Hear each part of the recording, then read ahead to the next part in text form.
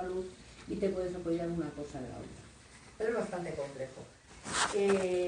A partir de los años 90, otra cosa que me ha resultado curioso es cómo se empieza ya a vincular, más en los países fundamentalmente europeos, porque es un procedimiento distinto a lo que ha comentado, se empieza a hablar ya de cómo están vinculados el deterioro humano, el deterioro ambiental, a la marginalidad, a cómo se empiezan a desarrollar núcleos marginales en torno a elementos degradados. Empieza el gran problema brutal a nivel mundial de las basuras, de los residuos, ya no solo los residuos que se llevan a África, como son toda la parte de grandes residuos de ordenadores y tal, que son el gran cementerio africano, el gran vertedero africano, sino los residuos habituales de una ciudad, los residuos habituales, pero también de el deterioro normal urbano, el deterioro, las neveras que las tiran, todo ese tipo de estructura. Y se empiezan ya a relacionar con marginalidad, no en España, sino en general a nivel mundial. Las grandes ciudades, con mucha población, empieza a ser un gran problema los residuos, y con eso se empieza a crear una población alrededor de esos residuos que vive de ellos, o viven ellos, o de alguna manera su ambiente está degradado por ellos y se ve afectada. ¿Cómo nos implica eso? Bueno, pues Madrid, llegamos a una situación en que toda se distribuye territorialmente, está distribuida territorialmente, el norte y el oeste es algo que conocemos todos, desde Perogrullo, está fundamentalmente para zona habitacional, zona de mayor poder económico. Eso, si os metéis en internet, es muy fácil, es incluso mirar cuánto vale el metro cuadrado de suelo en un territorio o en otro. O sea, podéis hacer un estudio comparativo que por otro lado es bastante interesante. ¿Cómo están distribuidos los vertederos en Madrid? Los vertederos, porque además hay trampas. La Comunidad de Madrid en eso es muy... Y ya me estoy refiriendo al momento actual, ¿no? Sabéis que tiene una empresa que se llama Gedesma, que es una de estas empresas medio privatizada, medio estatal, medio de la Comunidad de Madrid, que es la que se dedica a controlar todos los residuos, los vertederos, bueno, todo esto, ¿no? Si os metéis en internet a ver algo de esta empresa, cuando hablamos de opacidad, quizá el mundo de los residuos, el mundo de la contaminación es el mundo más opaco posible. O sea, precisamente no es casualidad que en Nápoles la mafia esté dedicada a los residuos, ¿verdad? Es un mundo absolutamente opaco, pero tenéis lo mismo aquí en España. Cuando os metéis a controlar un poco datos de Gedesma, de cómo lleva el tema de los vertederos y tal, empiezas a encontrar algunas cosas bastante curiosas, ¿no? Como el gran volumen territorial de los grandes vertidos, de los grandes vertederos, incineradoras y tal, precisamente se encuentra todo colocado en la zona este, la zona del este, sureste. Sabéis también que hace unos años también querían poner las famosas térmicas, también habían ubicado las tres muy estratégicamente en la zona este. Como curiosamente no hay más territorio, pero han ido cerrando vertederos porque antiguamente estaba más repartido. Si había 43 pueblos en la zona norte y tal que tenían vertederos, había otros 43 en la zona sur, y me estoy refiriendo hace mucho. La diferencia es que los de la zona norte los fueron cerrando, esta vez, y los de la zona sur fueron ampliando.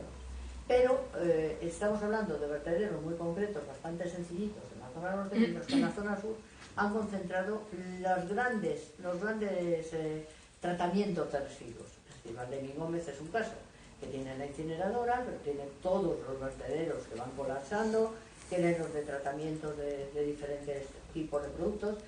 Tenemos los de residuos tóxicos, los más tóxicos imposible en una planta que está prácticamente, que pasa desapercibida, y sabe muy poquita gente de ella, que está en San Fernando de Henares, y es todos los residuos más tóxicos y problemáticos de todo Madrid, de toda Comunidad de Madrid.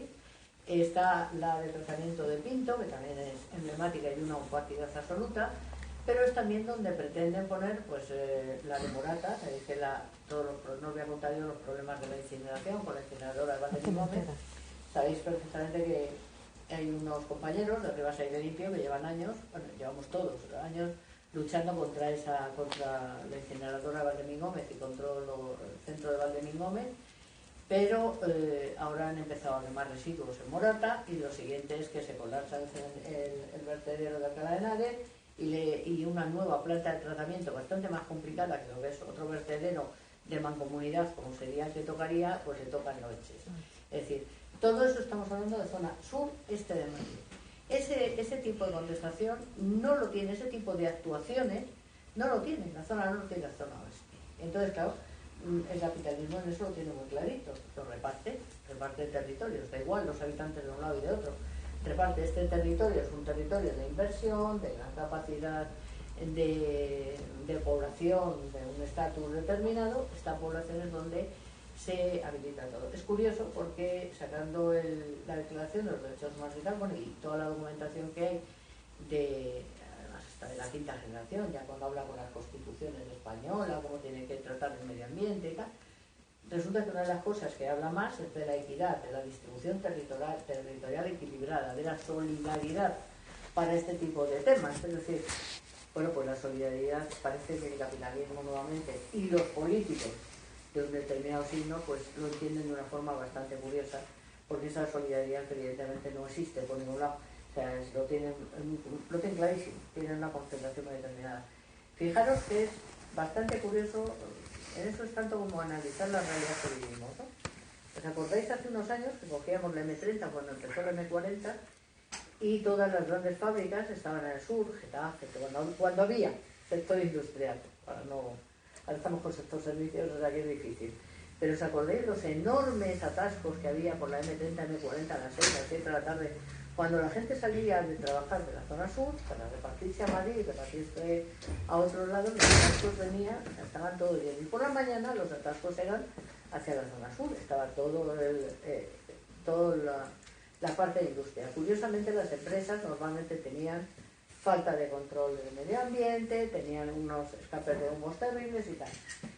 No sé si os habéis fijado, pero solamente es analizar la realidad. Desde hace unos 10, 15 años para aquí, que el sector, digamos, industrial, ese tipo de industria se destruyó, y el tipo de empresas que existen es una empresa, digamos, de industria limpia, son las empresas de informática, de sector de servicios y tal. Curiosamente los atascos por la mañana ya nunca son para la zona sur. Todos los atascos cuando te los encuentras son, si te coges la cuenta, para la zona norte. Qué curioso, esas empresas sí que dan rentabilidad económica, sí que producen una calidad de vida y un poder económico fuerte, y encima son limpias. Esas sí valen para la zona norte y para la zona oeste. Están todas ubicadas en aquella zona. En Boadilla, en Santander, podéis hacer una cantidad de estudios del territorio. Cuando hablamos de contaminación, cuando hablamos de medio ambiente y cuando hablamos de derechos humanos, lo primero que tenemos que hacer es un análisis de dónde estamos y dónde nos han colocado. Los que nos han colocado siempre son los mismos. Da igual, que sea el gran capital o las grandes multinacionales que se van a África, o te da un poquito igual, lo que pasa es que aquí se cortan un pelín más. Digamos que no es tan descarado. O da igual lo que hagan en un territorio como puede ser Madrid, pero la distribución de geografía humana de Madrid está absolutamente vinculada con los intereses de ese mismo capitalismo feroz y de cómo se utiliza ese mecanismo. ¿Dónde está? Ya bajando a otra cosa todavía más concreta. Los problemas económicos crecen, crece el nivel de problemática con la vivienda, crece el nivel de problemática de a la gente cada vez es más difícil vivir. ¿Pero a quién es cada vez más difícil vivir? Justo a la población más marginal, la población que está sin estudios, sin trabajo, sin ingresos, la población que peor lo está pasando. Bueno, pues aquí se da una dicotomía muy... y tenemos un ejemplo tan cerca y tan duro, que cuando hablamos del tercer mundo no tenemos que irnos tan lejos, ¿no? Le tenemos aquí, en la Cañada. O sea, le tenemos ahí en los 14,5 kilómetros que tenemos aquí, que pasa por Rivas. Aunque hablar de Cañada, cuidado, yo en eso no me gusta, y ya me lo habéis oído otra vez, que no me gustan los discursos un poco gratuitos. Cañadas, hay muchas cañadas, ¿eh? Vamos a ver, es que aquí la distribución de cañada es desde los chalés buenísimos en la parte de Corplaza, o algunos de los chalés buenísimos en la parte de Rivas, hasta unas condiciones de inframundo absolutas que son Valdeminómez, de carretera de Valencia a la derecha, que es lo que todos conocemos, no ya solo el gallinero, que no es Cañada, pero sabéis todo dónde está, un poco antes en la carretera de Valencia, sino lo que es luego ya toda la Cañada Real Galiana desde Vallecas, desde la carretera de Valencia, metiéndose hacia adentro hasta Perales del Río. Sabéis que los 14 kilómetros, hablar de una cañada es un poco ridículo. Está conceptuado que hay 8.600 habitantes en el último censo que se ha hecho, lo cual es mentira. porque el inmenso número de población que es ilegal no aparecen en esos censos, es decir, ahí aparecen los que están legalmente establecidos en la Cañada, pero no todos los ilegales, que son mucho más que los legales. Pero en cualquier caso, cuando hablamos de Cañada, hablamos de su mundo, estamos hablando de una cosa que está en él. ¿Cómo afecta eso? Bueno, os decía antes que además, claro, afecta, en Rivas nos afecta el precio del metro cuadrado de suelo, puede afectar problemas de delincuencia, por muchos problemas, pero fundamentalmente a quien más le afectan es a la población que tiene que estar viviendo ahí en una situación de inframundo y además pegado a un mundo de basuras. A mí lo que más me preocupa es decir, bueno, vamos a ver, derechos humanos, los tienes si de verdad tienes una calidad de vida aceptable. Si no las tienes, es que ya no hablamos del resto, es decir, es tontería. Tú tienes derecho a la vida si no te matan las ratas o mata a tu hijo una infección de los pulmones o de no sé qué, pero si le matas, el derecho a la vida es algo muy teórico, ¿no? Curiosamente las administraciones con esos derechos se los olvidan olímpicamente. ¿Por qué? Porque en su nivel de interés está el problema social que se ha generado tan brutal con el tema de la vivienda ha llevado a que multitud de población se vaya a vivir a las zonas donde existe una alegalidad cuando no hay una ilegalidad concreta. Es decir, tú vas allí, nadie te pide papeles, tú vas allí y pones unas chapas y te pones a vivir, nadie te pide documentación, nadie te pide nada, entonces la población más marginal, sin medios, sin nada, y curiosamente lo que os decía antes, la dicotomía más peligrosa, la población más dañada, más vulnerable, más hecha polvo, que peor conoce sus derechos, que peor puede luchar, es la población que a la vez se la pone en la situación de tener que vivir en esa estructura con mayor deterioro del medio ambiente, mayor deterioro de la mínima condición de vida, de salubridad. Eso lo tenemos ahí. Todo lo demás, nosotros sabéis que en Rivas Contaminación Cero llevamos una lucha cerval contra los vertederos, contra todo el tema.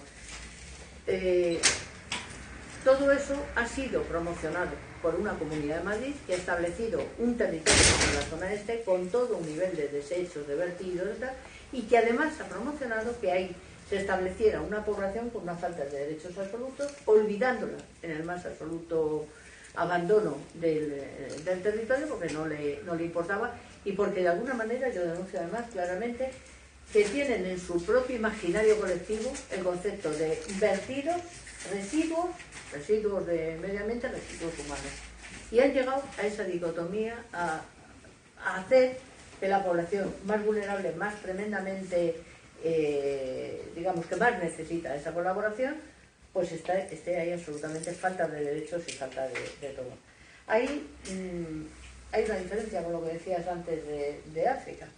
La población, cuanto más deteriorada está y en condiciones de toxicomanía, como la que tenemos ahí también tan brutal, no se hace más luchadora, se hace mucho menos luchadora. Es decir, es una población que cuesta mucho porque tampoco conoce sus derechos ni cómo resolverlos. Nosotros estamos en una parte pequeña, resolver un tema de un vertedero que se ha incendiado. En la medida que vamos estando allí, que vamos entrando a hacer las observaciones cada 15-20 días, vamos conociendo también más la realidad del territorio. Y hay cosas que nos llaman bastante la atención. Por ejemplo, cómo puede llegar el deterioro medioambiental a ser tan brutal como es. Yo creo que muchos nos hemos sorprendido, porque viviendo desde hace 30 años en Rivas, no habíamos llegado a conocer nunca el deterioro que hay allí, de personas, de medio ambiente. Tú dices un paisaje lunar. Cuando vas al vertedero incendiado, tapado, que además aquí hay compañeros que vamos cada 15 o 20 días, cuando pasas por la calle y ves a los chavales, los niños pequeños, en las condiciones que hay, porque además con una natalidad muy grande, la sensación, la impresión que te da es tremendo. No la impresión de decir, joder, qué pena, ¿no? Porque además es muy curioso, en la Cañada tenéis que saber que hay como unas 32 organizaciones, hay un buen estudio de la Cañada, publicado por ACEM y por el Secretariado Gitano, y es muy curioso porque en un territorio tan pequeño hay como actuando 32 asociaciones vinculadas, muchas con la Iglesia, pero sobre todo de carácter caritativo con ellos. Cuando una nueva visión debemos tener, que la tenemos que tener. Digamos que hemos llegado a esa realidad por los vertidos, pero ahora no nos podremos quedar ya en los vertidos porque hay muchas más realidades. Y una de las realidades es luchar con mecanismos, que si eso también hay que decirlo, hay bastantes mecanismos legales con los cuales luchar. El problema es que esa población no lo conoce. Que además cuesta, porque todo ese mecanismo legal, pues siempre la justicia es complicada, es muy dificultosa, conseguir pruebas extremas.